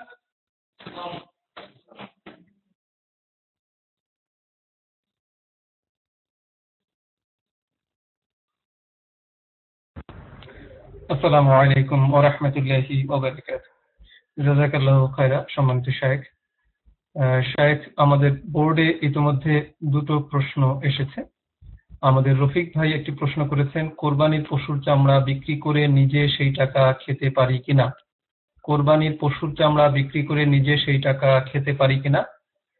দ্বিতীয় প্রশ্ন মোহাম্মদ শুভ ভাইয়ের প্রশ্ন, অনেকে আছেন যারা মানত করেন যে তাদের কোনো মনোবাসনা, যেমন কোনো পরীক্ষায় ম্যাট্রিক ইন্টারমিডিয়েটে A+ পাওয়া অথবা অ্যাডমিশন টেস্টে চান্স পেলে তথাকথিত বাবার দরবারে যাবে, অমুক বাবার দরবারে যাবেন এবং বাবার মাজার জিয়ারত করবেন, তাবারক বিলাবেন, ইত্যাদি ইত্যাদি। তো এই ধরনের মান্যত করা, বাবার দরবার কেন্দ্রিক, মাজার কেন্দ্রিক এ ধরনের মান্যত করা জায়েজ কিনা, এটা হচ্ছে আমাদের মোহাম্মদ শুভ ভাইয়ের প্রশ্ন। তাহলে দুটো প্রশ্ন, একটা কোরবানির চামড়া বিক্রি করে টাকার বিষয়টা, আর একটা হচ্ছে ওটা।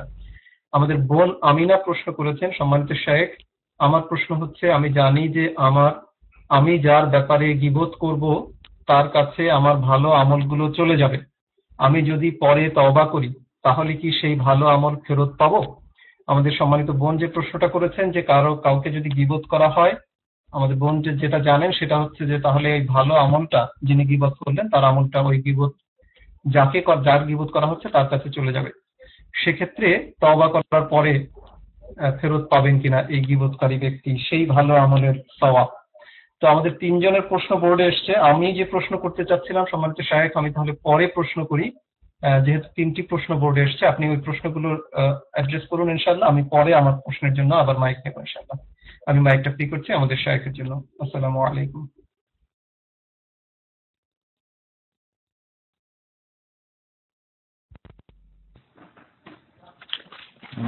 জি, কেউ মেশাবেন না, বোর্ড মেশাবেন না, মুছবেন না।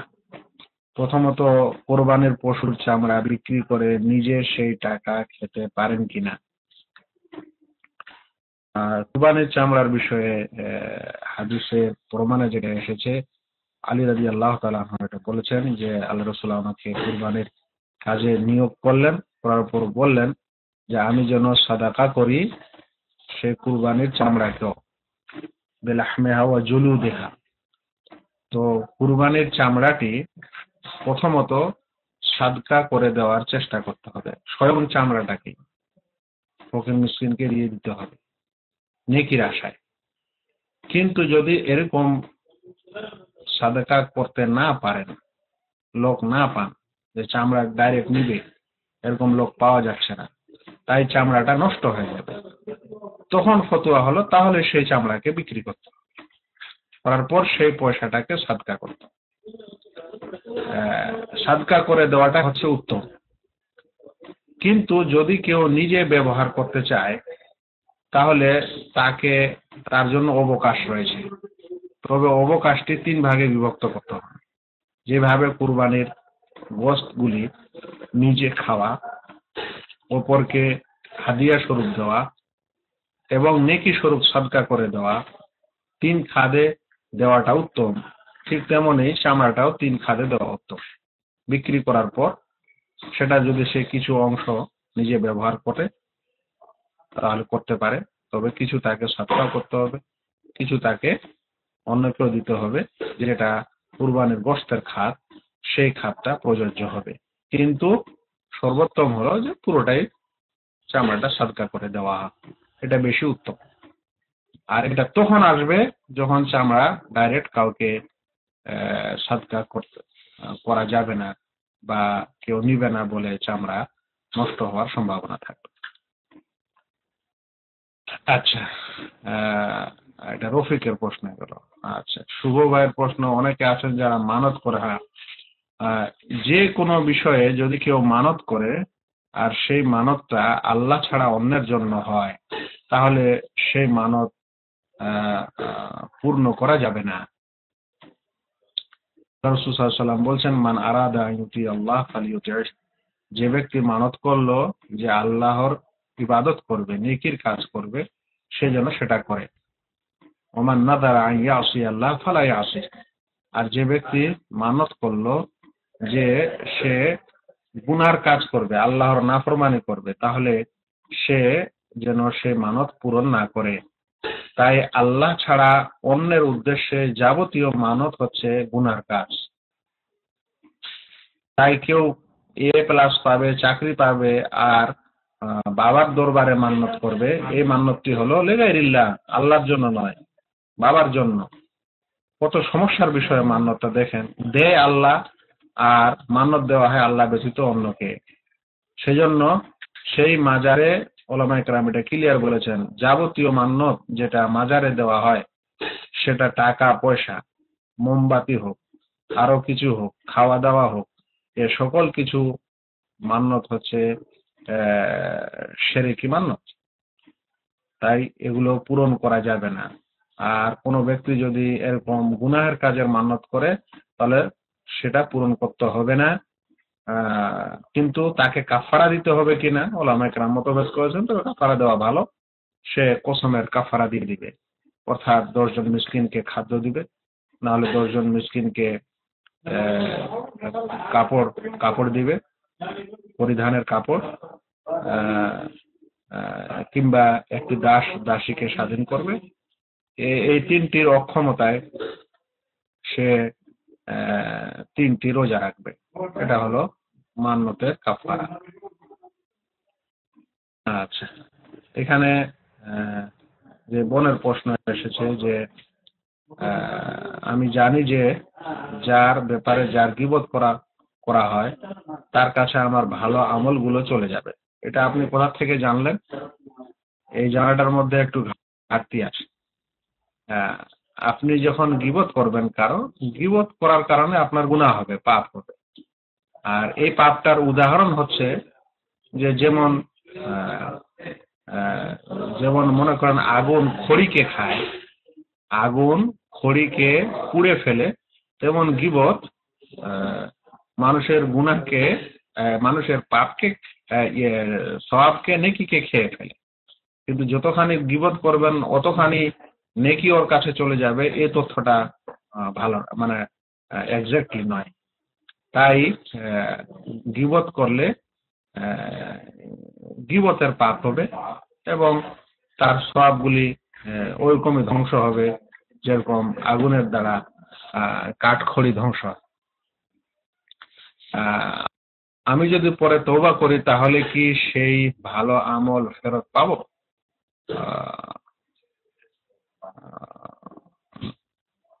না। তাহলে আপনার প্রথম এটাই ঠিক না যে কতগুলো ভালো আমল চলে গেছে, এখন তওবা করলে ওগুলো ফেরত পাবো কিনা। আমি বললাম যে গীবতের গুনাহ হবে কিন্তু আপনার ভালো আমলগুলি সব ওই গীবত অনুযায়ী চলে যাবে, এই তথ্যটা বল। আপনি যদি তওবা করেন তাহলে আপনার আক্রমণ, ইসলাম মানুষের সম্ভ্রম রক্ষা করতে বলেছে। তাই বলা হয়েছে যে যার গীবত করবে সেটা কিভাবে ক্ষমা হবে বা কিভাবে ক্ষমা হতে পারে। প্রথমত সেই মানুষের কাছেই ওজর পেশ করে দেওয়া, ভাই আমি আপনাকে এরকম এরকম বলেছিলাম, আমাকে ক্ষমা করবেন, আমার ভুল হয়েছে। অনুরূপ ওর যেরকম গীবত করা হয়েছে ওই অনুযায়ী তার প্রশংসা করা, তার জন্য ওই অনুযায়ী আবার প্রশংসা করা এবং আল্লাহর কাছে ক্ষমা চাওয়া। আর যখন ক্ষমা হয়ে গেল তখন আপনি ওইগুলো ফেরত পান বা না পান, আপনি দায় মুক্ত আল্লাহ তাআলার কাছে। একজন মানুষের কাছে ক্ষমা হওয়াটা বড় বিষয় না যেটা চলে গেছিল সেটা পাওয়া বড় বিষয়? ক্ষমা হওয়াটা বড় বিষয়। তাই ক্ষমা হয়ে গেছে আপনার জন্য, এটাই যথেষ্ট। বাকি থাকলো ওই আমলগুলি ফেরত আসবে, ওটা তখন বলা যাবে যখন এটা ক্লিয়ারলি প্রমাণিত হবে যে যে গীবত করবে কতগুলো নেকি ওর কাছে চলে যাবে। এটাই প্রমাণিত নয়। বললাম গুনাহ হবে কিন্তু অতগুলো নেকি চলে যাবে, এই বিষয়ে এই ধারণাটা ঠিক না। বেনামাজির দেওয়া কাপড়, তার বাসায় দাওয়াত আর তার দেওয়া খাবার গ্রহণ করা যাবে? বেনামাজির বিষয়টি ভাই সবসময় আপনারা করে থাকেন, এই বিষয়ে স্বচ্ছ ধারণা আপনাদের কেউ দিয়েছে বা দেয়নি জানি না। সত্যিকারে ভাই বেনামাজি বিষয়টির ব্যাপারে স্বয়ং ওলামা কেরামেরই মতভেদ রয়েছে যে একজন মানুষ যদি কালেমায়ে তাওহীদ পাঠকারী হয়, অর্থাৎ সে সত্যিকারে আল্লাহ ছাড়া অন্যকে মাবুদ হিসাবে অস্বীকার করেছে, অন্তর দিয়ে মুখে বলেওছে এবং সে আর শিরক করেনি, তাহলে সেই ব্যক্তি নামাজ ছাড়লেও কাফের হবে কি হবে না? সেই ব্যক্তি দলিল প্রমাণের আলোকে দেখতে গেলে সে ব্যক্তি কাফের হয় না যে ব্যক্তি আল্লাহকে আন্তরিকভাবে মাবুদ হিসাবে স্বীকার করে এবং শিরক বর্জন করে। তাহলে সে ব্যক্তি মুসলিম থাকে এবং মুমিন থাকে, ন্যূনতম ঈমান তার সেই ঈমানের দ্বারে প্রবেশ করে থাকে। আর সেই কারণে কুফরির যখন কথা এসেছে তখন কুফরির ব্যাপারে এটা বলা হয়নি যে বেনামাজি হচ্ছে কুফরির একটি প্রকার, এটা অধিকাংশ ওলামায়ে কেরাম বলেননি। তাই বেনামাজি কেমন এটা প্রথমে দেখতে হবে। ওই মুসলিম ব্যক্তি যে ব্যক্তি আল্লাহকে বিশ্বাস করেছে, করার পর যেভাবে বললাম কালেমার প্রতি তার পুরা বিশ্বাস আছে এবং সে মুশরিক নয়, শিরককারী নয়, আর সে মাঝে মধ্যে নামাজ রোজা ইত্যাদি সওয়াবের কাজ, নেকির কাজ, ঈমানের কাজ করে থাকে, কম বেশি যাই হোক, তাহলে তাকে কাফের ধরা হবে না। আর যখন কাফের তাকে গণনা করা হবে না তখন তার বাড়িতে তার জিনিসপত্র নেওয়া দেওয়া খাওয়া ইত্যাদি ইনশাআল্লাহ জায়েজ। বাকি থাকলো বেনামাজির দেওয়া কাপড়। কেউ কাউকে কাপড় দিয়েছে কিন্তু সে বেনামাজি, এতে কোনো যায় আসে না। এমনকি কাফের আপনাকে দিলেও আপনি সেই কাপড়ের নামাজ পড়বেন, এটা এটা নামাজের সাথে কোনো সম্পর্কই নেই। আপনাদের কিছু জিনিস স্পষ্ট হওয়া দরকার যে পৃথিবীতে অধিকাংশ এখনো রাসূল সাল্লাল্লাহু আলাইহি ওয়াসাল্লামের যুগে যে থালা বাসন ইত্যাদি তৈরি হতো, সেটা কি মদিনায় কারখানা ছিল মুসলমানদের?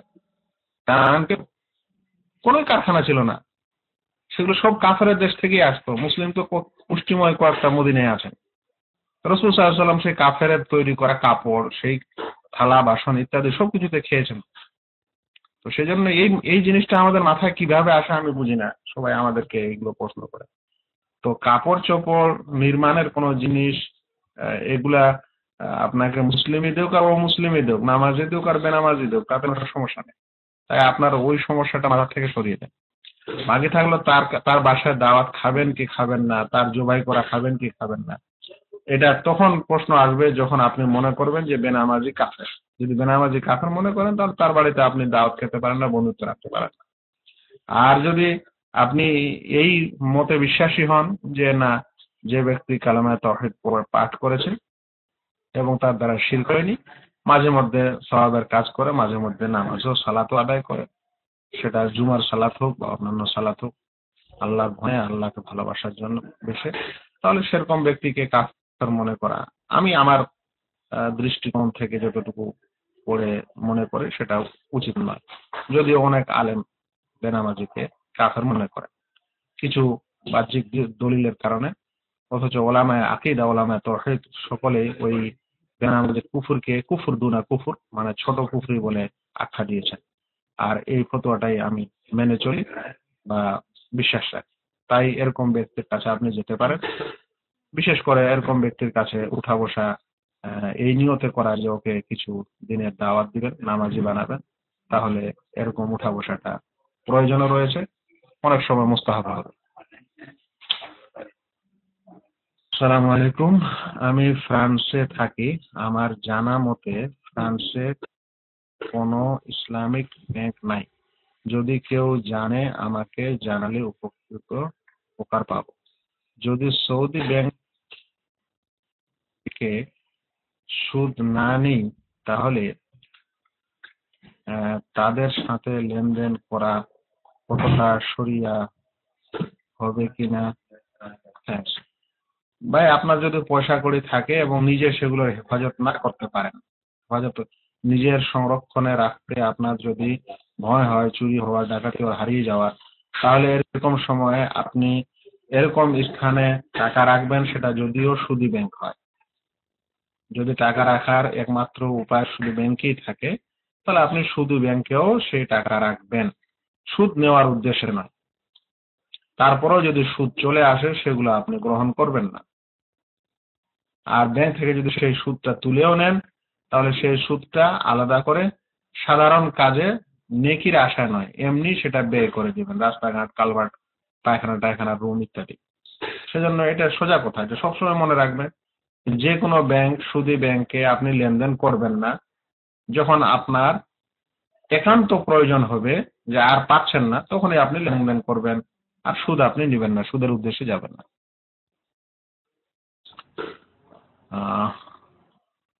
আসসালামু আলাইকুম, আমার প্রশ্ন, সাদাকাতুল ফিতর যথাসময়ে আদায় করতে না পারলে 1-2 দিন পরে আদায় করা যাবে কি? 1-2 দিন পরে আদায় হবে, কিন্তু ওটা সাদাকাতুল ফিতর হবে না, আম সাদকা হবে। সাদাকা অনেক রকমের, তার মধ্যে একটা হলো সাধারণ সাদাকা মানে সাধারণ দান, আর একটা হলো সাদকাতুল ফিতর, ফিতরের সাদাকা। তো সাদাকাতুল ফিতর যথাসময়ে না দিলে পরে দিলে ওটা আম দান হবে, সাধারণ দান হবে। মানে সেটা বিদআত বা সেটা অগ্রহণীয় হবে না এরকম না, হবে কিন্তু সাধারণ দান হিসাবে। আর যথাসময় না দেওয়ার কারণে গুনাহ হবে। শরিয়াত মতো হবে কিনা?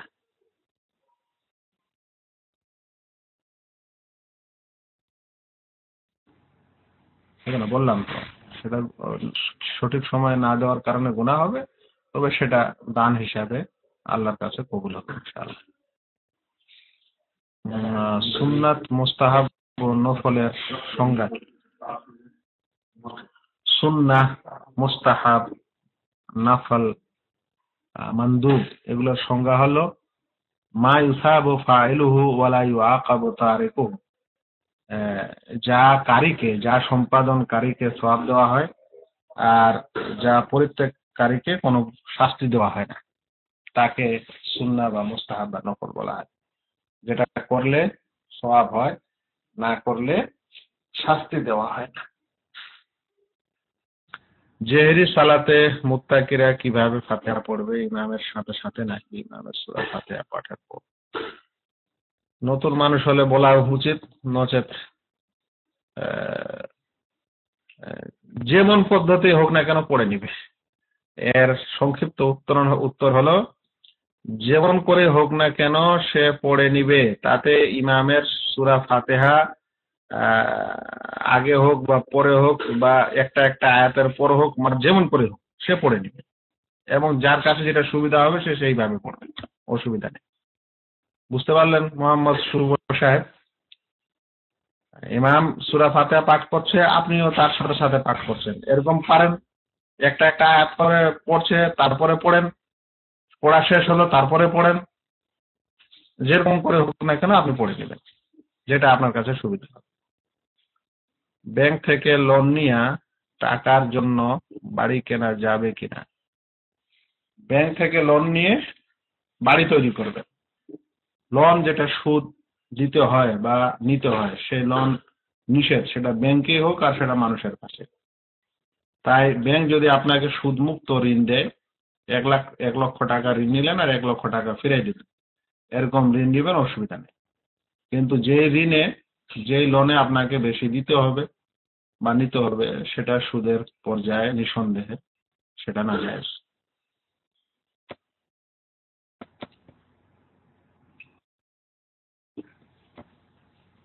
মোহাম্মদ শুভ, কতগুলো প্রশ্ন করবেন আপনি? আপনার শেষ প্রশ্ন, কেউ যদি ইমামকে রুকুতে পায় তবে কি রাকাত পাওয়া গেল? ইনশাআল্লাহ গেল, আবার গেল না। আপনি আমার বিশেষ লেখা ইমাম ও ইমামতি, আমার একটি লেখা ইমাম ও ইমামতি ধারাবাহিক 9 কিস্তে বের হয়েছে, আপনি ইন্টারনেটে দিয়ে দেন সার্চ ইমাম ও ইমামতি আব্দুর রাকিব বুখারী, আব্দুর রাকিব মাদানী লিখবেন, কিংবা প্রিচিং অথেন্টিক ইসলাম একটা ওয়েবসাইট, খুব ভালো ওয়েবসাইট, প্রিচিং অথেন্টিক ইসলাম। জি, প্রিচিং অথেন্টিক ইসলামে প্রবেশ করার পর ইমাম ও ইমামতি সার্চে লিখেন, লেখার পর দেখবেন আসছে, এক একটা করে কিস্তি আসবে, ওখানে সব কিস্তিগুলো একসাথেই দেওয়া হয়েছে, এই বিষয়টাও আসবে। ওখানে আপনি বিস্তারিত পড়েন, কিছু জ্ঞানও হবে, আর আমার জন্য একটু সহজ হলো। কেউ যদি রুকুতে পায় এসে ইমামকে রুকুর দোয়া করতে পারে।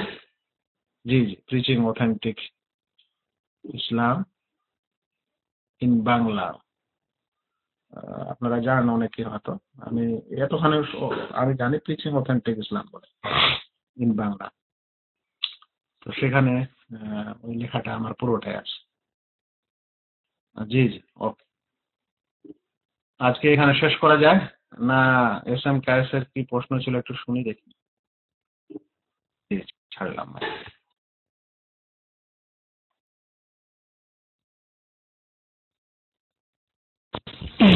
আসসালামু আলাইকুম ওয়া রাহমাতুল্লাহি ওয়া বারাকাতুহু। জাযাকাল্লাহু খাইর। সম্মানিত শেখ, শেখ আমি একটি লেকচার থেকে শুনেছি যে আমার প্রশ্ন হচ্ছে যে আজকের বিষয়কে নিয়ে সকল মুমিনের জন্য যদি দোয়া করা হয় তাহলে পৃথিবীতে যত মুমিন ব্যক্তি আছেন প্রত্যেক মুমিন ব্যক্তির বিনিময়ে একটি করে সওয়াব পাওয়া যায়, এই হাদিসটা কি সহিহ কিনা? জি শেখ, আর কোনো প্রশ্ন করবো না যেহেতু আপনার সময় কম। আসসালামু আলাইকুম ওয়া রাহমাতুল্লাহ।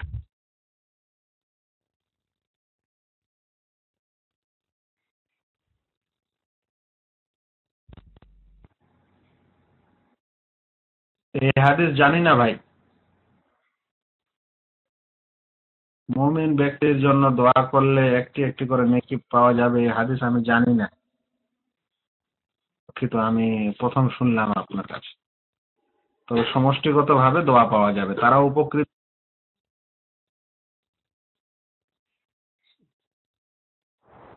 দিয়েছেন সবই যেমন সুন্নাত, তেমনি ভাবে আল্লাহ